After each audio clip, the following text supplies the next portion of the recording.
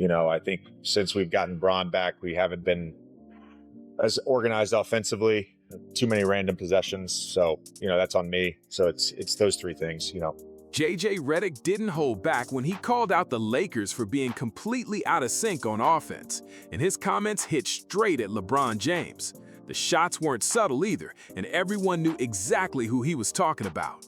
LeBron wasn't having it. Behind the scenes, things got heated fast, and what went down in that locker room ended up flipping the entire Lakers vibe upside down. This is how the tension exploded between Redick, the Lakers head coach, and the self-proclaimed king himself, all sparked by what fans now call the Christmas meltdown. It all went down on Christmas Day 2025. The Lakers got crushed by the Houston Rockets, 119-96. By the third quarter, it was a wrap. Houston was moving smooth, sharing the ball, while the Lakers looked like total strangers yelling at each other over defensive switches. The loss hurt even more because it was LeBron's big comeback game after his injury, and the timing couldn't have been worse. Then came the post-game press conference, and Redick came in with an energy nobody had ever seen from him before. When a reporter asked why the Lakers couldn't execute, his answer hit like a grenade. You could feel the tension in every word he said, and the whole team knew this wasn't just about bad plays, it was personal. Redick had been frustrated for weeks, calling out the Lakers' messy offense ever since LeBron's return on December 27, 2025, after that 124-111 loss to the Clippers. Something was clearly breaking inside that locker room, and this moment made it impossible to hide anymore. Redick didn't sugarcoat anything when he spoke to the media. He said straight up that the Lakers had been totally disorganized since LeBron's return. And while he took some responsibility as part of the coaching staff, he made it clear that the team wasn't even running their plays the right way. The message was sharp, and everyone in that locker room knew who it was really aimed at. Not at all. And I don't know. I don't know what else to do. I do a lot of joysticking over there on the sideline. And, yesterday I said, hey, let's run away toss and bring it up the left side. I want so-and-so in it. It was after a dead ball. It wasn't like a calling on the fly. And we bring it up that side, and the person I wanted in the away toss is in over there. It's just like, that's happening so consistently right now. I chalk it up to the holidays. Holiday food, cracking the brain? Eggnog. I don't know. Then came January 8th, 2026. Even after beating the Pelicans, Redick didn't hold back. He called out the same ugly issues again: bad spacing, sloppy reads, and wild, chaotic execution. When the role players were out of position, he said it plain. Luka, D'Lo, and LeBron are elite creators, but the system collapses when everyone else isn't locked in. That line spread fast, and not everyone took it well. 5 days later, on January 13th, 2026, the Lakers destroyed the Hawks, but Redick still wasn't impressed. He pointed to 12 first-half turnovers, most of them careless mistakes that didn't need to happen. That's disorganization, he said, shaking his head. When the team stops valuing basketball, that's what shows up. Those words hit deep because the numbers didn't lie. The Lakers were sitting 10th in the league in turnovers, averaging 14.2 a game. Not exactly what you'd expect from a squad led by two of the smartest players in basketball. The other thing that stood out was we ran 12 ACOs last night, 8 of which we didn't run correctly. We tried to run 2 of them again, still didn't run correctly. One we tried to run a third time, didn't run that correctly. So just a lot of slippage with execution. Redick made it clear. This wasn't just about missed shots or bad luck. It was about focus, and it started the moment LeBron came back. Before his return from that sciatica injury, the Lakers were rolling. 11 wins in 14 games, top 5 in offensive efficiency, dropping around 115 points per 100 possessions. But once the King re-entered the lineup, the rhythm cracked and the whole system started to look shaky again. Something was off, and Redick wasn't afraid to say it out loud. Before LeBron came back, the Lakers looked locked in like a well-oiled machine. Luka was running the floor like a maestro. Austin Reeves was on fire, dropping 30-plus on multiple nights, and Rui Hachimura was spacing the court while locking in on defense. Everything just clicked. Clean rotations, smooth chemistry, and no one forcing shots. Take November 15th, 2025. During the NBA Cup stretch against the Pelicans, the Lakers straight up handled business. Luka dropped 24 points with 12 aids. Reeves went crazy with 31 points and 8 boards, and AD dominated the paint like a beast. The team moved in sync, playing smart and connected. It was functional basketball at its best. Fast forward to December 1st, 2025. Same opponent, same result. Luka put up 34 points. Reeves dropped 33 with 8 aids, and AD once again controlled the paint like a beast. The team moved in sync, playing smart and connected. It was functional basketball at its best. But when LeBron returned, everything shifted. The Lakers' defensive rating, which had been elite 108 points per 100 possessions, suddenly ballooned to 117.8 over the next 6 games. The record? 2 wins, 4 losses, all against teams they'd beaten easily just weeks earlier. The numbers told the whole truth. Over a 13-game stretch, LeBron had a box plus-minus of minus 4.5, while Luka sat at plus 2.6 and Reeves at plus 2.9. And when all three shared the floor, the Lakers were outscored by 10 points in just 132 minutes. In one brutal game, LeBron dropped 18 points but still finished with a shocking minus 33 box plus-minus, while a teammate who barely touched the stat sheet ended up at minus 29. Those numbers had fans and analysts asking, what on earth was happening to the Lakers' chemistry? The so-called king was actually hurting the squad more than players who didn't even put points on the board. It felt like deja vu from that 2020-21 stretch. All the talent, the working system, the chemistry, yet the moment LeBron stepped back on the floor, things started falling apart. Accountability seemed to vanish, and the front office acted like nothing was wrong, even though anyone watching could clearly see it. LeBron was caught arguing with refs instead of hustling back on defense. He missed rotations while teammates scrambled to clean up the mess. On offense, he often stood still, not cutting, not moving, not creating the space the system needed. The eye test matched the stats. What had been crisp, efficient basketball suddenly looked like a glitch in real time. The role players who had been thriving with freedom and rhythm now looked completely out of sync. Spacing vanished, possessions got jammed up, and everyone seemed unsure of where to move because LeBron's ball dominance slowed everything down. The Lakers had built something that worked without their biggest name, but the second he came back, that balance evaporated. Instantly, not gradually. Games that should have been easy wins turned into painful losses. Teams they had crushed just weeks earlier suddenly looked like unstoppable opponents. The energy changed, the flow broke, and the frustration in that locker room started to boil. And that's when JJ Redick reached his breaking point.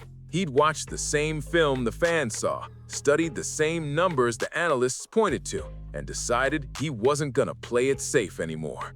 Redick made a move few coaches in LeBron's orbit ever dared to make.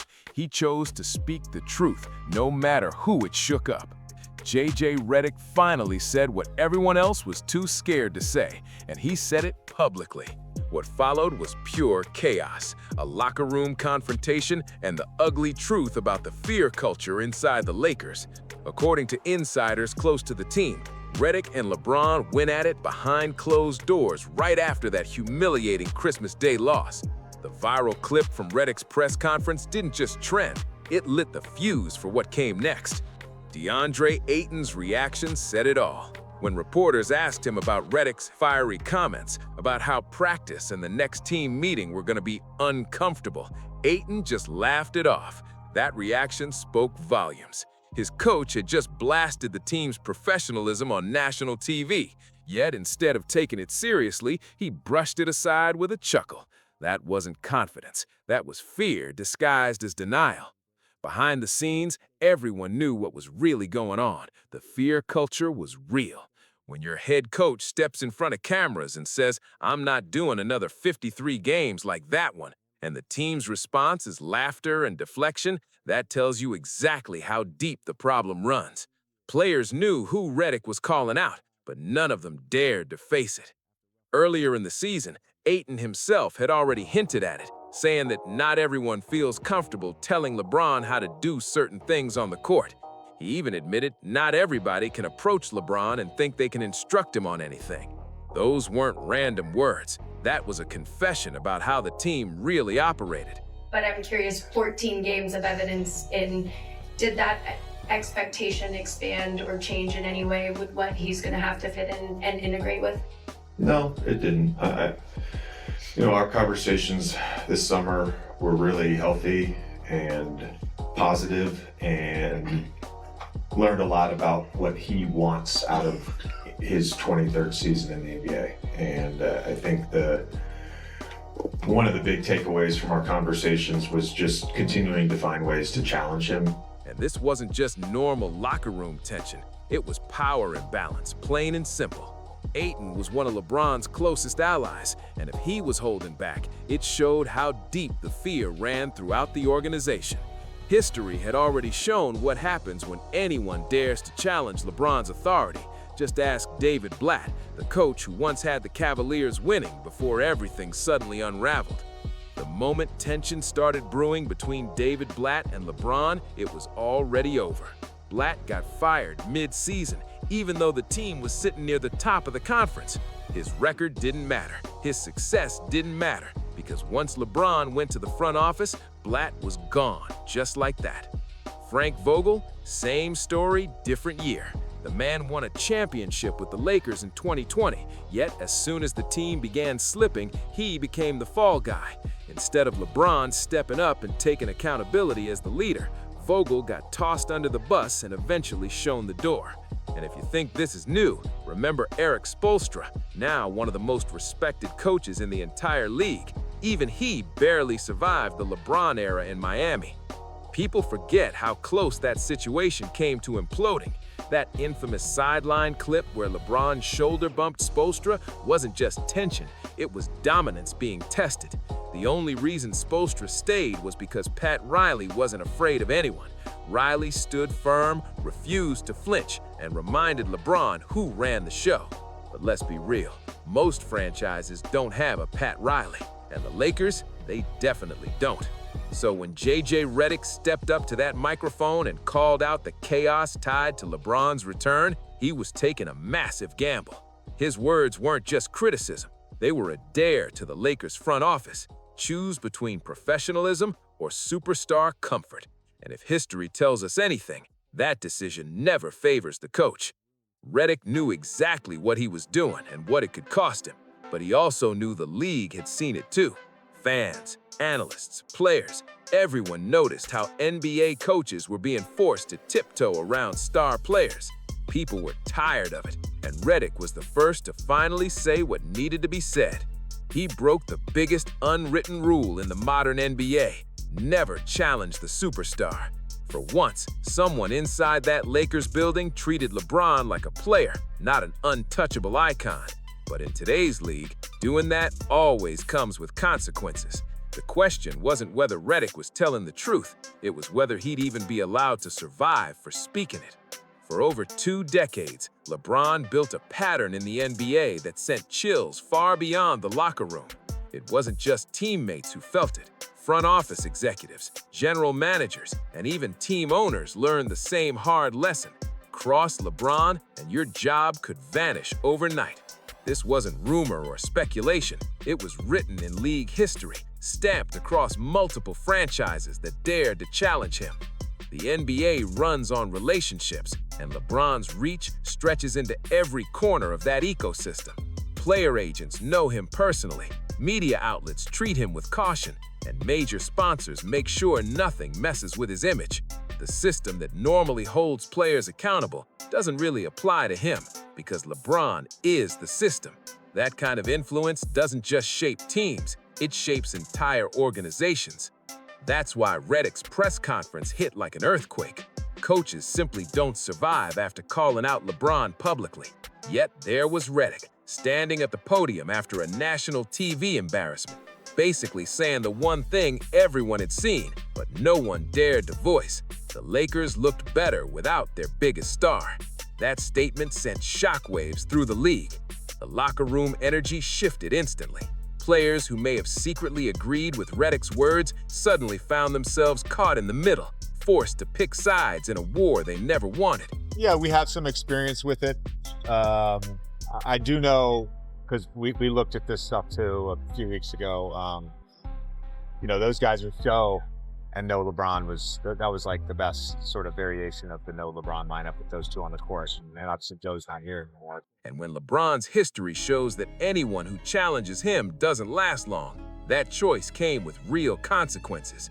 Some players went quiet, keeping their heads down, scared to even look like they were siding against the king.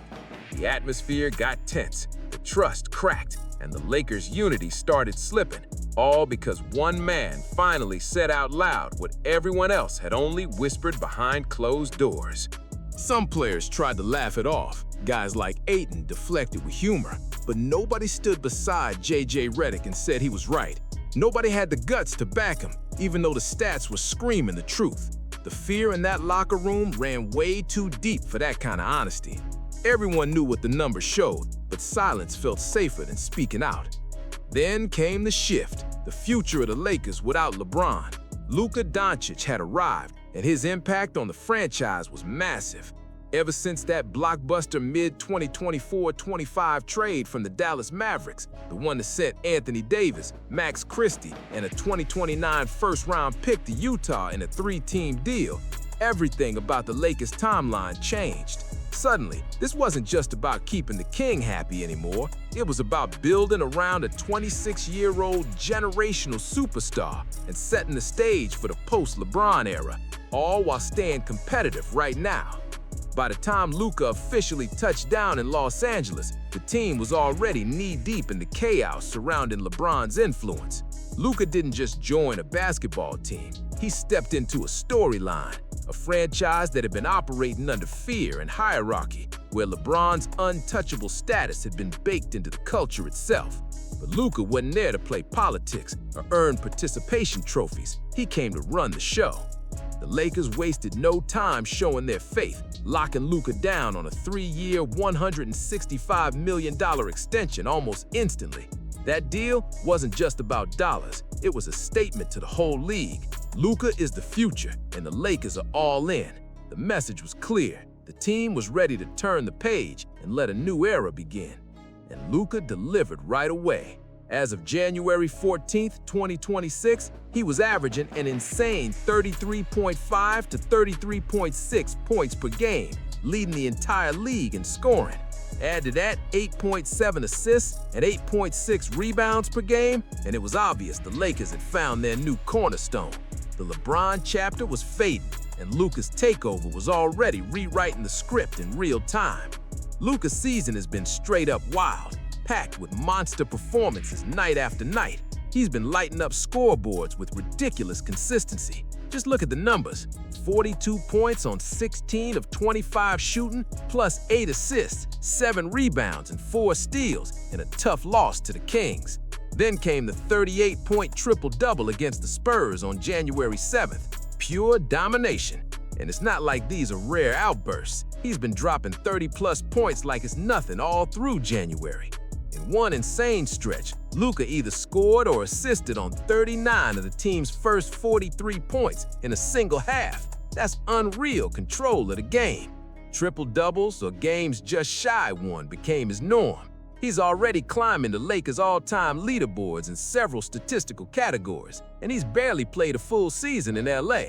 Through roughly 70 to 80 games with the team, the Lakers hold a perfect 7-0 record whenever Luka and Bron both scored 25-plus points in the same game. When it works, it really works. Their synergy, when in rhythm, looks unstoppable. Even LeBron has publicly acknowledged the shift, saying Luka doesn't need to change anything. This is his team now. Luka is our franchise, LeBron said, except in a more supportive role. That's a huge statement from someone who's ruled every team he's ever been on. Redick's been vocal too, praising the growing chemistry between Luka and the rest of the roster. With LeBron sliding off the ball to let Luka's heliocentric style run the show, the Lakers finally started to move differently, faster, cleaner, and more connected. The contrast between Luka's flow and the stagnation that came when LeBron dominated possessions became impossible to ignore. Every cut, every pass, every screen, it all had space to breathe when Luka ran the offense. The flow was beautiful, the rhythm unforced, and the team finally looked like it was enjoying basketball again. Offensive efficiency shot up, And on the defensive end, difference was night and day. When LeBron returned, the Lakers' defensive rating had plummeted by nearly 10 points per 100 possessions. But with Luka, the effect flipped completely. The young guys locked in. Disciplined rotations, sharp communication, and accountability that didn't need to come from shouting or finger-pointing. Everyone just knew their role and trusted the system. It felt like a completely different squad. Luka was brought in with a clear mission to be the cornerstone of the next great Lakers era and drag the franchise back into true relevance. Similar to how Kevin Durant's move to Brooklyn in 2019 was supposed to redefine the Nets, or how Giannis built Milwaukee into a powerhouse. Luka's arrival carried that same kind of energy. And I think one of the big takeaways from our conversations was just continuing to find ways to challenge him. I think that's part of the reason that he's still doing it beyond just the love of the game is, his brain needs a new challenge. That's how he functions at a high level. And so just finding new ways to challenge him, whether that's, as a screener, as an off-ball player like we did last year. But here's the key difference. Unlike Durant's Brooklyn experiment, which struggled to find real chemistry, Luka fit in instantly. He connected with the young core, players who were eager to learn and hungry to grow. His style blended superstar skill with a team-first mindset, the perfect mix of confidence and humility. Like Giannis, Luka didn't need to dominate through ego or demand loyalty through force. He earned respect through his play by pushing the pace, making the right read, and holding himself and everyone else to a higher standard. That standard, the accountability, the energy, the discipline, was exactly what had been missing under LeBron's presence. Fans saw it immediately. Social media lit up with clips comparing how smooth and alive the team looked when Luka was in charge, versus how stiff and stagnant they'd become when LeBron controlled every possession. The shift wasn't just statistical, it was spiritual. The Lakers finally looked like a team again. The eye test said it, and the analytics backed it up. This was not the same team depending on who had the ball in their hands. When Luka ran the show, the Lakers looked alive, connected, and confident. But when LeBron took over, everything slowed down and fell apart. Still, some of the wildest takes came from LeBron's most loyal fans, people who were so deep in their devotion, they couldn't see reality even when it was right in front of them. They actually suggested trading Luka. Yes, trading the one guy who was holding the locker room together, organizing the offense, and making everyone around him better. Some fans even floated the idea of flipping him for role players and draft picks, like he was just another piece on a chessboard meant to protect their so-called king. The idea was ridiculous, and the stats made that clear. The Lakers' struggles weren't about talent or chemistry. They came down to one thing: LeBron's control of the offense. Yet instead of acknowledging that, his supporters clung to wild trade fantasies, pretending the real problem wasn't sitting right there on the court. But here's where things got interesting. The front office started noticing too. Slowly, quietly, decisions that used to require LeBron's approval were happening without him. The organization began to take its power back, step by step. Through his leadership, his play, and his attitude, Luka became the new power center of the team, influencing game plans, shaping strategy, and earning genuine respect that LeBron's PR machine had been manufacturing for years. When Luka's healthy, the Lakers look like real contenders. Spacing is sharp, defense holds strong, and the young players actually grow because they have room to make mistakes and learn, instead of freezing up while waiting for a superstar to demand the ball no matter the matchup. The Lakers have built something authentic around Luka, something that finally feels sustainable. But every time that progress gets shaken by LeBron slipping back into his old habits, it's like watching the team take 2 steps forward and 3 steps back. The balance is fragile, and everyone inside that locker room knows exactly why. Each setback now feels like another lost opportunity in what could have been a championship season. And while the Lakers wrestle with inconsistency, one thing remains unshaken: the media shield around King James. Because even if LeBron's not actually helping his team improve on the floor, there's one arena where he's still completely dominant: the world of perception. From blockbuster movies to commercials, charity campaigns to carefully crafted social media posts, LeBron has turned his image into an empire. NBA isn't just his workplace, it's his stage. The more fans see the polished, camera-ready version of him, easier it is to forget what's really happening during those 48 minutes on the court.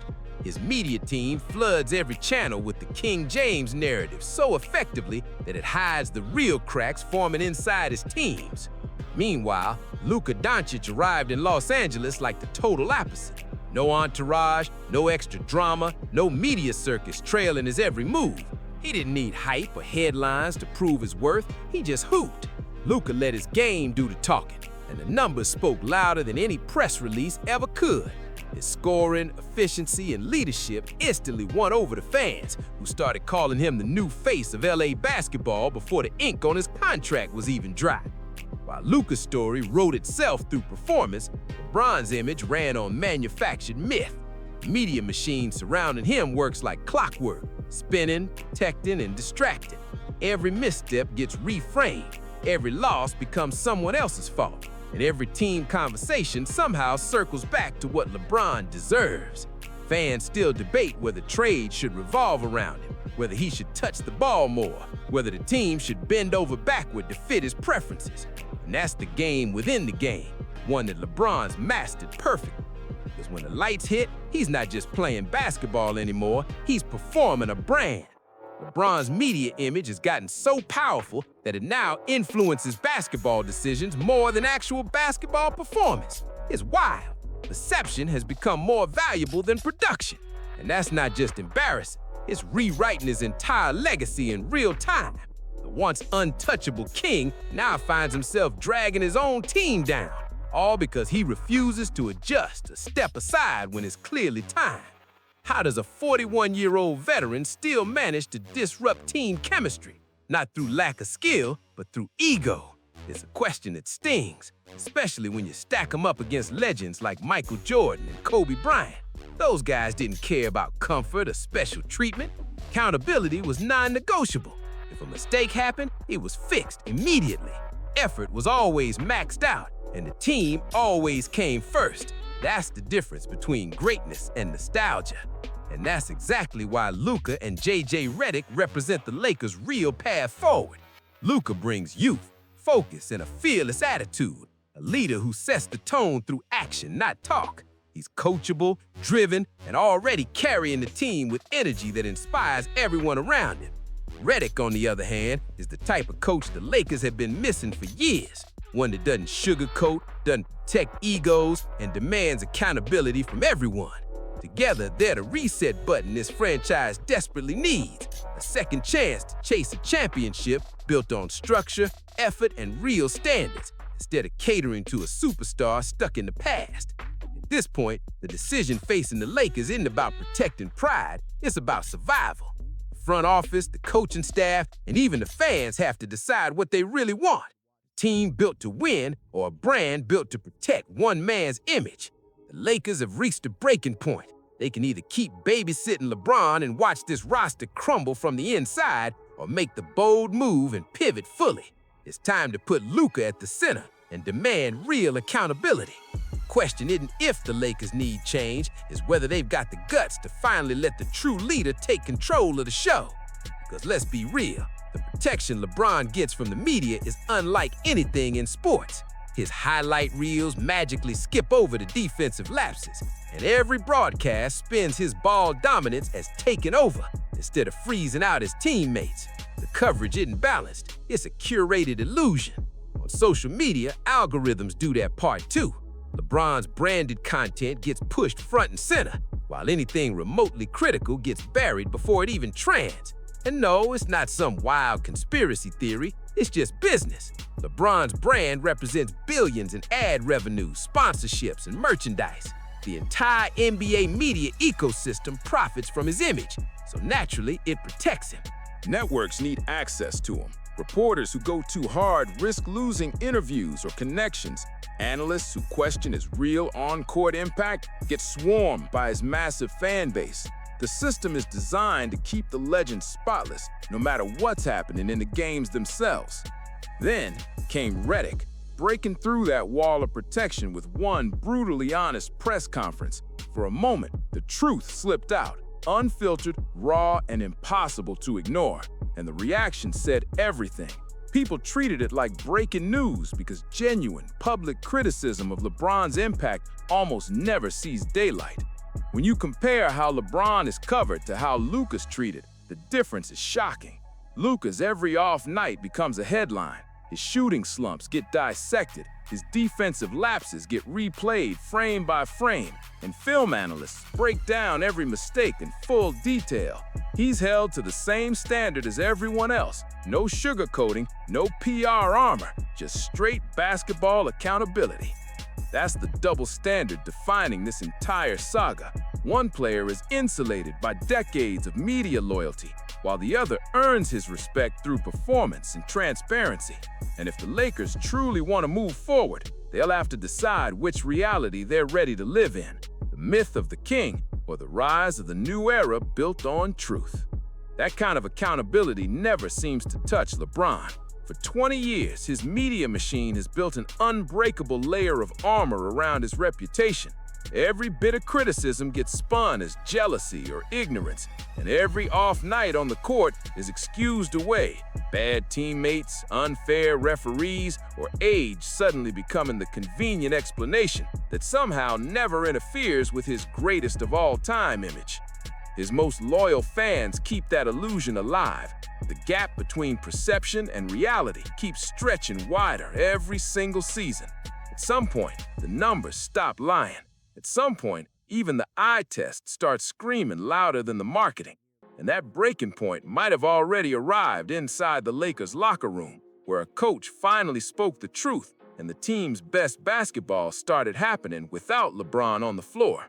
That's where LeBron's legacy stands today, tangled between greatness and stubbornness, between history and what's left of the present. The story doesn't end there, because attached to that legacy is another headline that's been quietly simmering: the gambling scandal and the uncertainty about what comes next. LeBron's time with the Lakers, starting back in 2018, has been a wild journey, one filled with undeniable accomplishments and massive influence. He's been the face of the franchise for 8 straight seasons, the longest stretch he's ever stayed with a single team since his rookie days in Cleveland.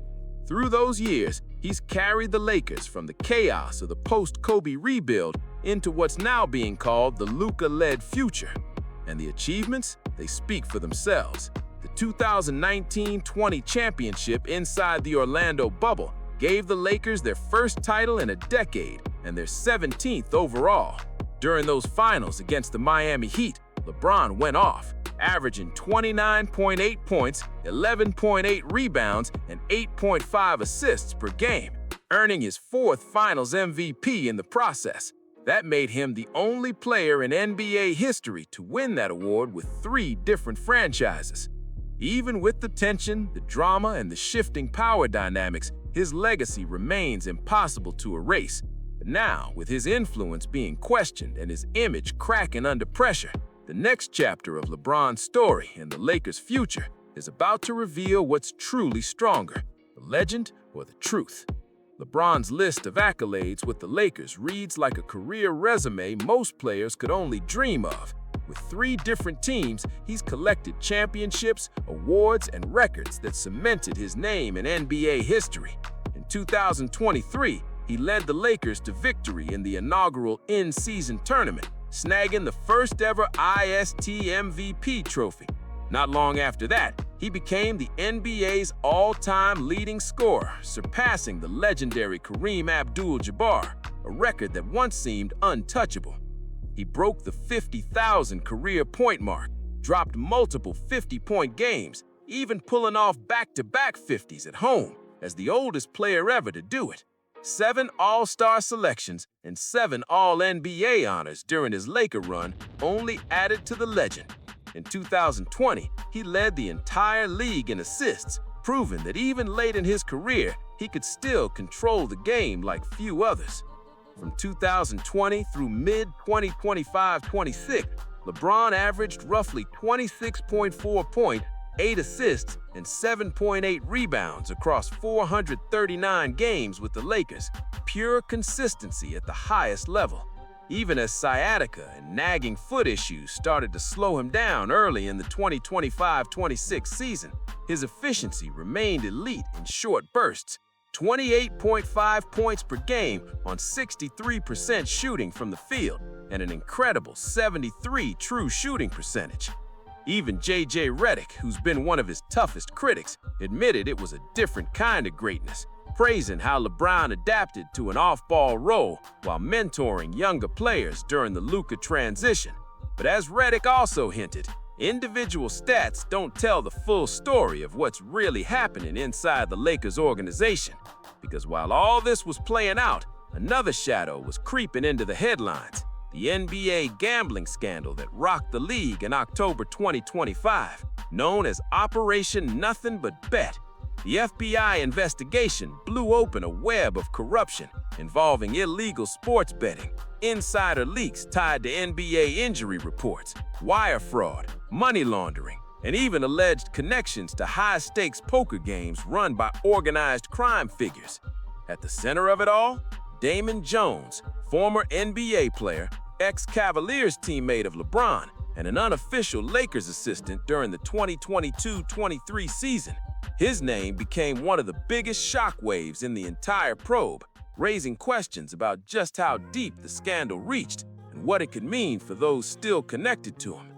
Damon Jones was hit with serious charges, conspiracy to commit wire fraud and money laundering, and that's when things took a sharp turn toward LeBron's orbit. His name surfaced in connection to the case after investigators uncovered messages suggesting Jones had leaked confidential injury information about LeBron before a key game. According to the indictment, Jones allegedly texted a co-conspirator before the February 9, 2023 Lakers vs. Milwaukee matchup, just days after LeBron broke the all-time scoring record, saying, "Get a big bet on Milwaukee tonight before the information is out. Player 3 is out tonight."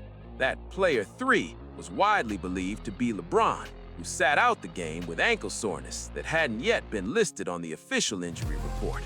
To be clear, LeBron himself has not been accused of any wrongdoing, nor has he been charged with anything. Sources, including ESPN and The Athletic, confirmed that he was completely unaware of Jones's activities and had already cut ties with him long before the scandal went public. According to Brian Windhorst of ESPN, both LeBron and the Lakers organization have fully cooperated with the NBA's internal investigation. Even so, the story left a mark. The scandal sits on the edge of LeBron's narrative, not through direct involvement, but through guilt by association with a former friend who apparently used their relationship to gain insider access.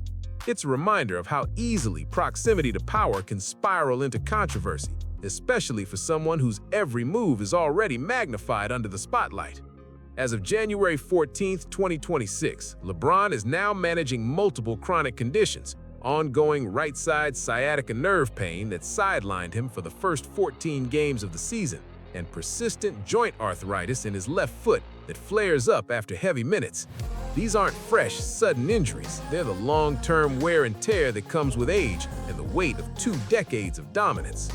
While none of this directly links LeBron to the scandal, it adds yet another layer to the complicated narrative surrounding the twilight of his career, one where greatness, aging, and controversy all seem to collide under the same relentless spotlight.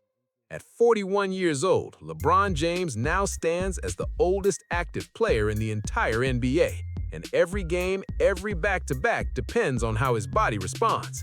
On January 7, 2026, he played 1 game, but sat out the second night of the back-to-back due to renewed pain in that left foot. A few days later, on January 12th and 13th, he suited up again, first against the Kings, then versus the Hawks, pushing through the discomfort to post strong numbers, coming just shy of another triple-double. The Lakers' medical staff keeps a close eye on him, carefully managing his minutes to preserve longevity as the team pushes toward the playoffs. As of mid-January 2026, the Lakers sit between 23-11 and 24-14, a solid top 5 seed in the Western Conference despite constant defensive inconsistencies, injury setbacks, and roster depth concerns.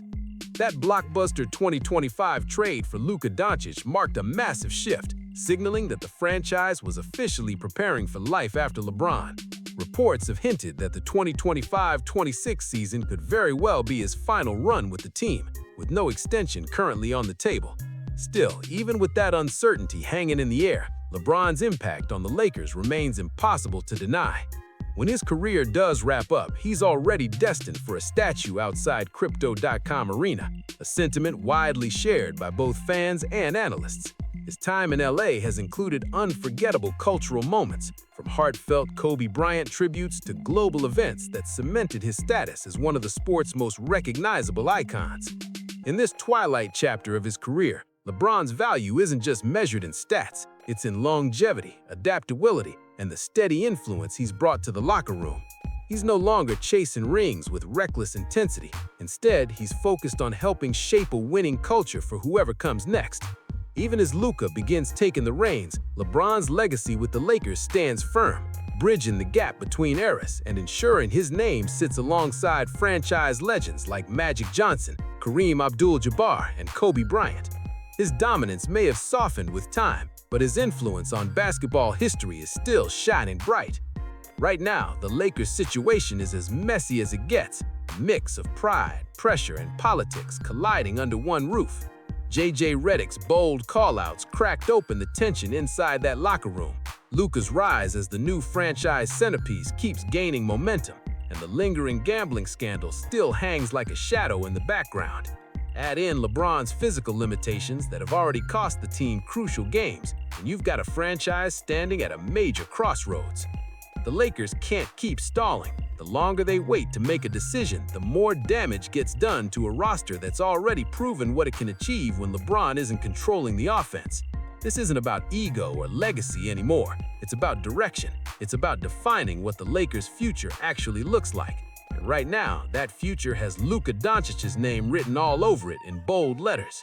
What the Lakers face now goes far beyond basketball. It's an identity crisis. Will this storied franchise keep bending to protect a player past his prime, or will it finally make the tough choice and build around the future they already have? Every day they hesitate chips away at Luka's prime years that should be spent developing chemistry, trust, and rhythm with the young core that will still be here long after LeBron is gone. Every game where the offense falls back into LeBron ball is another wasted opportunity. Every moment of unresolved locker room tension creates fractures that could turn permanent if the team doesn't act fast. The foundation for something real is already there, but hesitation could destroy it before it ever reaches full potential. J.J. Redick knew all of that when he stepped up to the mic. He took a risk few coaches in LeBron's orbit have ever dared, choosing truth over comfort and team success over job security. He put everything on the line for the good of the franchise. Whether that gamble pays off now depends entirely on what the Lakers do next, because the evidence is clear, the stats don't lie, and time is running out for this team to choose its true direction. The eye test doesn't lie, it says the same thing the numbers scream. The Lakers play better basketball when LeBron steps into a true supporting role, and things start to fall apart when he dominates possessions like he did for 2 straight decades with other teams. Nobody's questioning whether LeBron can still perform. Of course he can. The man's a legend and still capable of elite-level play when the situation fits. But that's not the real question anymore. The real question is whether he's willing to adapt, to take a step back for the sake of the team, instead of chasing personal stats. Because every time he doesn't, it costs the Lakers winnable games. And this season's outcome, how it ends, will decide how LeBron's entire Lakers legacy gets remembered. If he adjusts and helps guide the squad to another championship, it cements his place among the franchise's all-time greats. But if the season ends in collapse because of pride or refusal to evolve, it'll leave a messy asterisk on what's otherwise been an incredible run of achievements. The choice is LeBron's to make, but the consequences belong to everyone wearing that purple and gold jersey. J.J. Redick already said it straight. He's not about to sit through another 53 games watching the same mistakes repeat. The Lakers have their future, and his name is Luka Doncic. The only question left now is whether the organization is ready to embrace it fully and let the next era truly begin. If you enjoyed this breakdown, make sure to like, comment, and share your thoughts below. Do you think LeBron can adapt, or is it officially Luka's time to lead LA into a new chapter? Don't forget to subscribe to the channel for more deep dives, drama, and NBA storylines that keep shaking the league. Thanks for watching, and we'll see you in the next video.